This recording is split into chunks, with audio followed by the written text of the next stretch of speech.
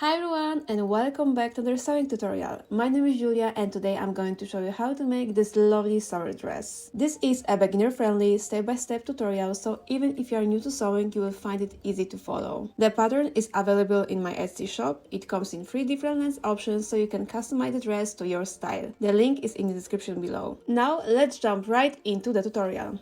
Let's start by cutting out all the pattern pieces from both the main fabric and the lining. Since only the bodice is lined, you won't need much lining fabric. For my dress, I'm keeping it easy and using the same fabric for both the outer layer and the lining.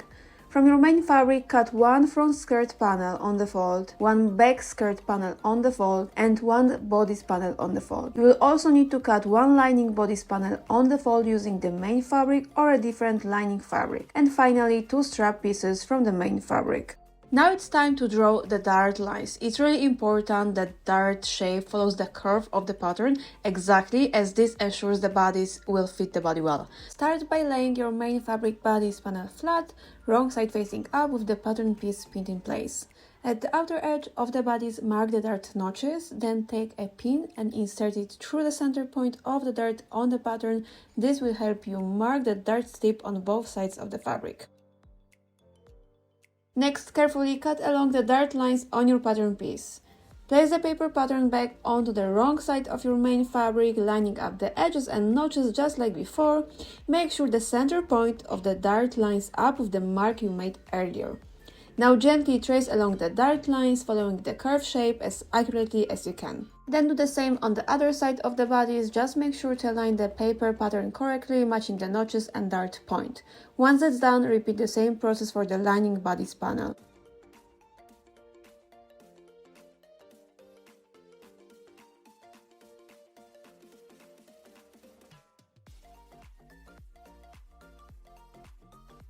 Now you should have the darts clearly marked on both the main fabric and the lining.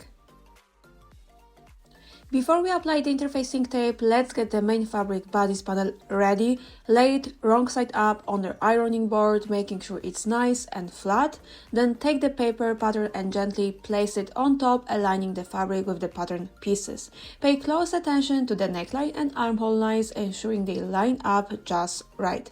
Applying the interfacing helps prevent the neckline from stretching out of shape and make sewing easier. You can skip this step, but I always recommend doing it. Now let's apply the interfacing. Take the fusible side of the interfacing tape and carefully place it on the wrong side of the main fabric bodice panel. Start by fusing one back edge with the armhole, then gently fuse it to the neckline. When you reach the center of the neckline, make sure to fold it carefully. Once that's done, repeat the same process on the other side of the bodice. While fusing the interfacing, make sure to set your iron to a cool to medium heat with the steam turned off. Gently press the iron down onto the interfacing and hold it for about 5 to 10 seconds. When you leave the iron, repeat this process, ensuring the interfacing is fully fused to the fabric. Be careful not to slide the iron around, as it could shift the fabric. Now it's time to work on the darts. Take the bodice panel of your main fabric and fold it along the marked center line of the dart with the right sides of the fabric facing each other. As you pin, make sure the pins follow the darts line perfectly on both sides. Add an extra pin at the dart tip, placing it at a right angle to the fabric fold to keep everything in place.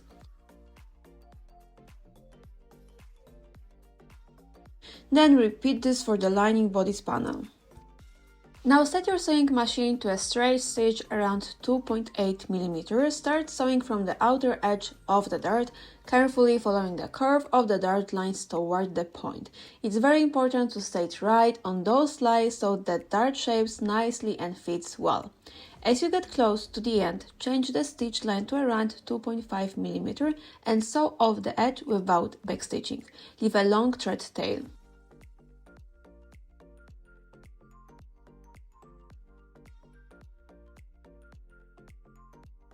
Now gently tie the thread's ends into a knot close to the fabric. Make sure not to pull too tightly so the fabric doesn't pucker. Once it's secure, trim off the excess thread. Now press the darts towards the back of the garment. Start by ironing the wrong side of the fabric from the darts and point to the outer edge. Next, iron the right side of the fabric using a piece of fabric as a buffer between the iron and the garment. Once you are done sewing and pressing the darts on the main fabric bodice panel, repeat the same steps for the lining bodice panel.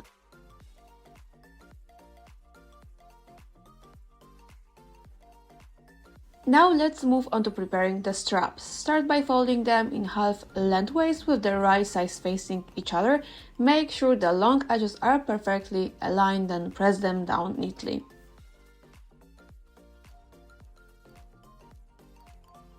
Now sew along the raw edge of each strap, leaving the ends open. For the first strap, measure 7 to 8 mm from the folded edge and mark the point to know where to place the needle.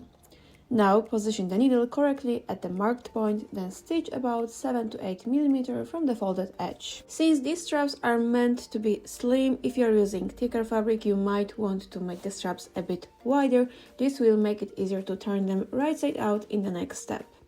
After sewing, trim any excess seam allowance, then carefully turn each fabric tube right side out.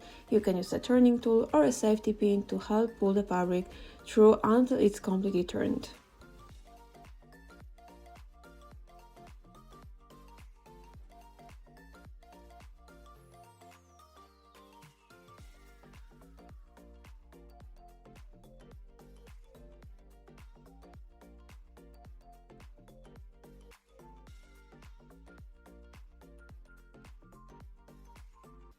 Now press the straps flat, make sure the seam is centered along one side.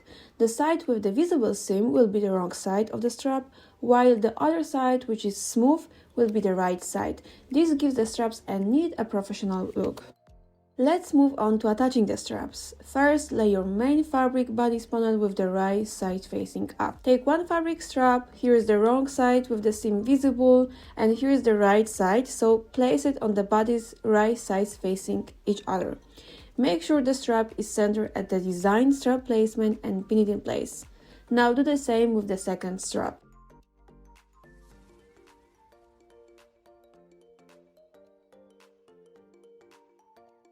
Now stitch along the pinned ends of each strap about 5 mm from the edge. Once you have sewn the straps, repin them to the main fabric bodice panel. This step might seem simple, but it's important because repinning the straps ensures everything stays in place and helps avoid any mistakes in the next step. Now it's time to attach the main fabric bodice to the lining. So position the lining bodice panel with the right side facing up. Take your main fabric bodice panel with the straps and place it on top right sides together. Be sure to sandwich the straps between the two layers, align the top seams at the neckline, armholes and back, then pin the edges securely.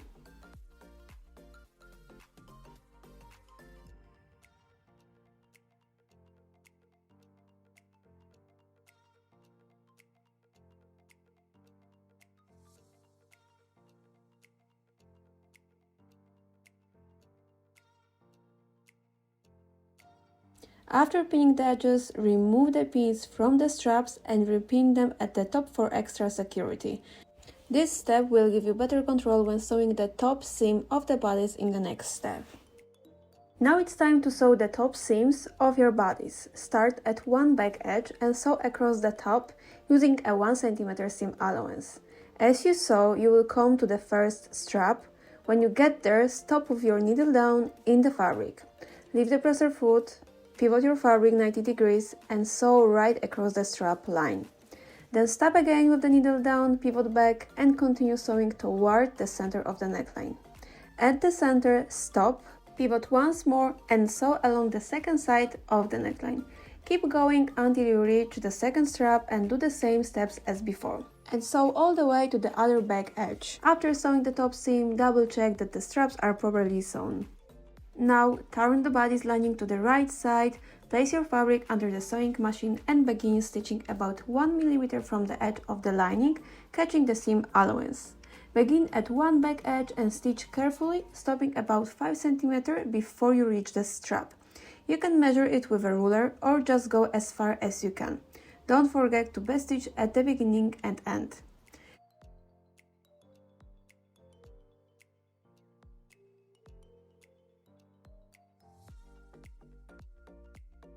Here you can see one side of the back top stitch along the armhole.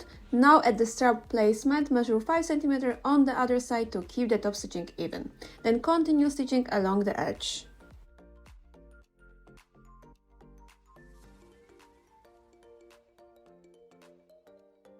Now skip over the strap area and continue stitching.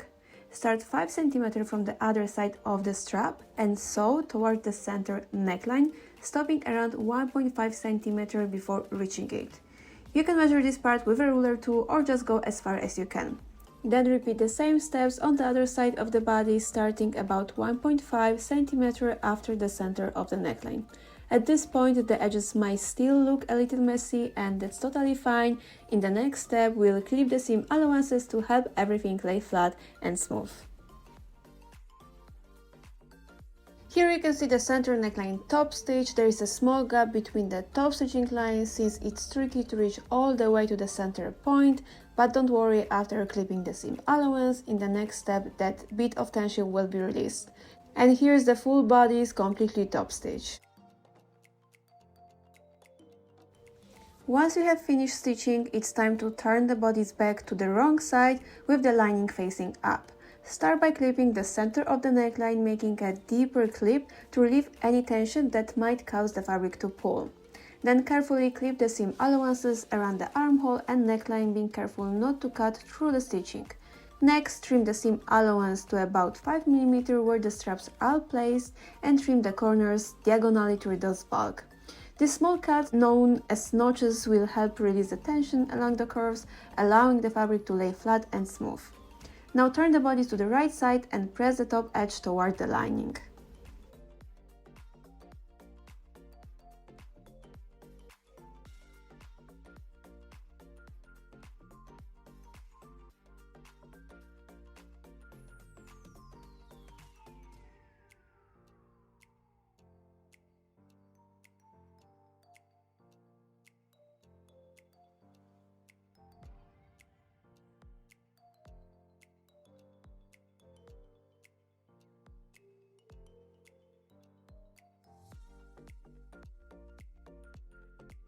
Let's work on the back of the skirt now. Start by taking the back panel and folding the top edge 7 mm toward the wrong side of the fabric. Press it flat with your iron.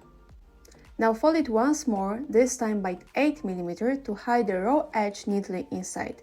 Give it another press to hold the fold in place. Now on the wrong side of the back skirt, top stitch the folded edge 7 mm from the fold to create the casing. Remember to back stitch at both ends. The casing is designed for 6 to 7 mm wide elastic, leaving just enough space to prevent the elastic from flipping inside. If you are using a wider elastic such as 1 cm, fold the first edge by 4 mm and then by 1.1 cm, creating a casing for the 1 cm elastic. Once your casing is ready, grab your elastic and cut it to the length marked on your pattern for the size you chose. Attach a safety pin to one end and start feeding it through the casing.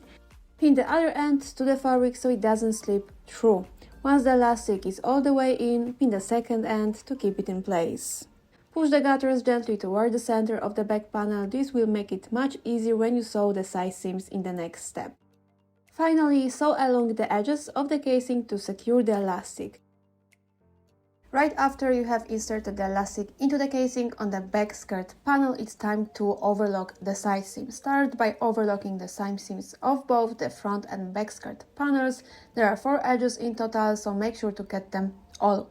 When you are overlocking the back panel seams, leave long thread tails at the top. After overlocking, press all the seams to set them in place. Here you can see the overlock side seams for both the front and back skirt panels. Now take the back panel and tie those long threads at the top into small knots. Trim off the excess for a clean and secure finish. Now lay your bodice flat with the main fabric side facing up. Take your front skirt panel and place it on top, aligning its top edge with the bottom edge of the bodice. The right sides of the fabric should be facing each other. Match the notches and edges, then pin them in place.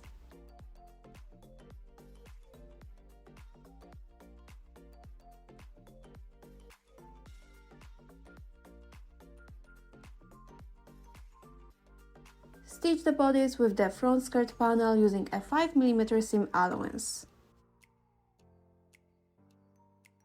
Fold the front skirt panel to sandwich it between the bodice layers. Place the lining bodice panel on top of the main bodice panel, right sides together with the skirt in between.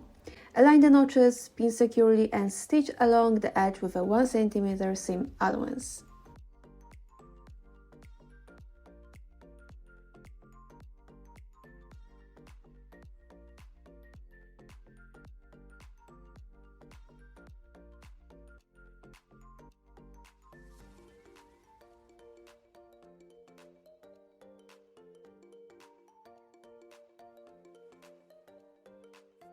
Now turn the bodice and front skirt right side out through the opening of one of the back panels.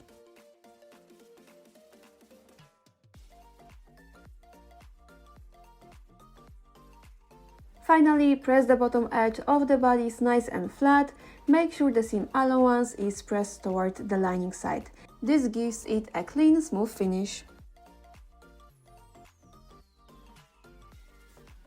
As you can see here, the seam is pressed toward the lining, so it's visible on the inside, but not on the right side, which gives the bodice a clean, smooth finish.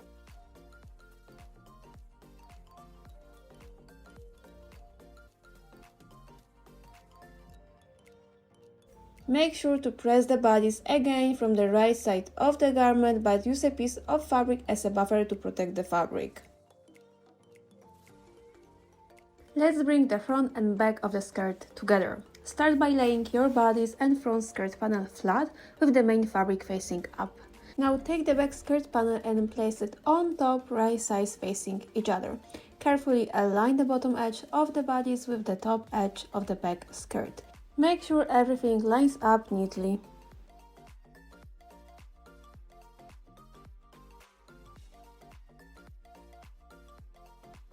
Once everything is aligned, sew the side seams with a 1 cm seam allowance. Don't forget to backstitch at the top edge of the back skirt to secure it well.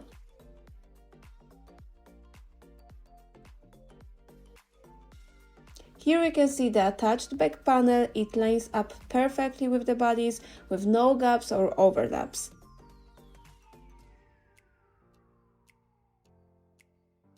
After stitching, press the side seams of the skirt toward the back.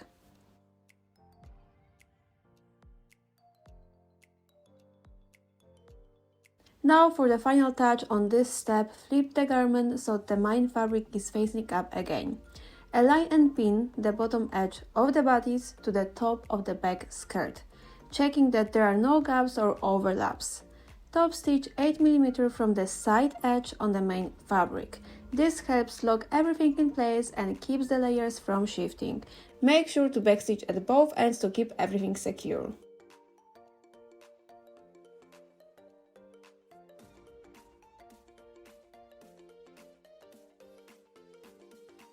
Here you can see the body securely attached to the back skirt. To add cups for extra comfort and support, slide them in through the back opening of the bodice.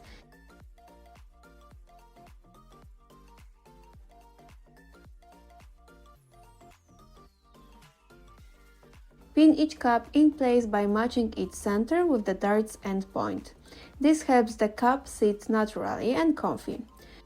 Now you can try the dress on and check how the cups fits you. This is your chance to make sure everything fits just right. And once you are happy with the fit, hand stitch each cup to the lining along the dart line. This way the stitches stay hidden and the finish looks clean. You can totally skip the cups if you are going for a more relaxed feel. Depending on the fabric, the dress might be comfy enough to wear without the bra at all.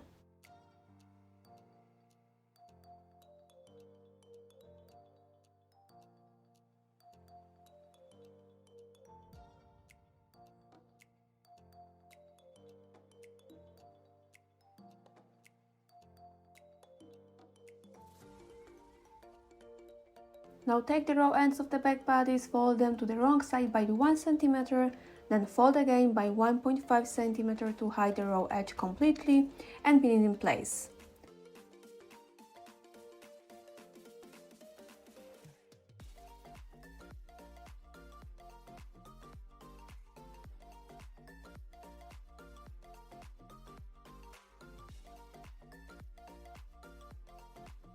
Once pinned, top stitch 1.3 cm from the folded edge on the main fabric to create the casing. Don't forget to backstitch at both ends to secure it. Here both ends of the bag are now complete and securely finished. Now it's time for the straps. Attach a safety pin to one end of each strap. Pull one strap through the opposite back casing so that they cross over at the back.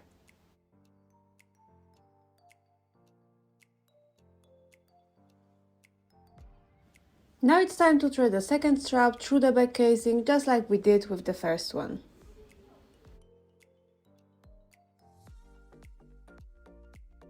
Now fold the raw ends of each strap inward by 5 mm and give them a press. Then hand stitch the ends using a ladder stitch. This is a hand sewing method for joining two pieces of fabric invisibly.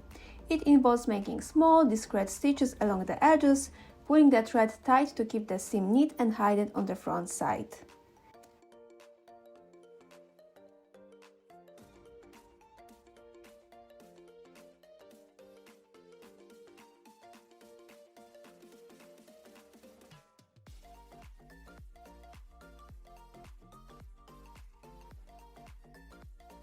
Press the ends of the strap for the final finish. Now try on the dress and check the desired length. Once you know the length, overlock the bottom edge. Now press the overlocked edge to set the seam in place. Fold the edge to the wrong side by 1.5 cm and press again.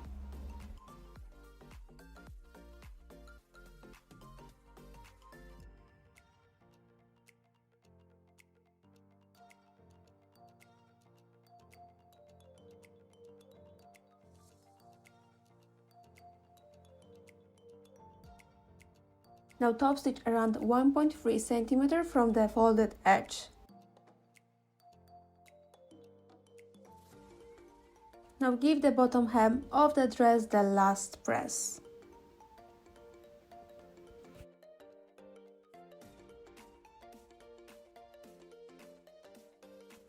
And that's it, your dress is all done and ready to wear. I hope this tutorial made the process easy to follow and fun. Don't forget to like, subscribe and share this video with other sewies. If you have any questions or need more tips, feel free to leave a comment below. Happy sewing!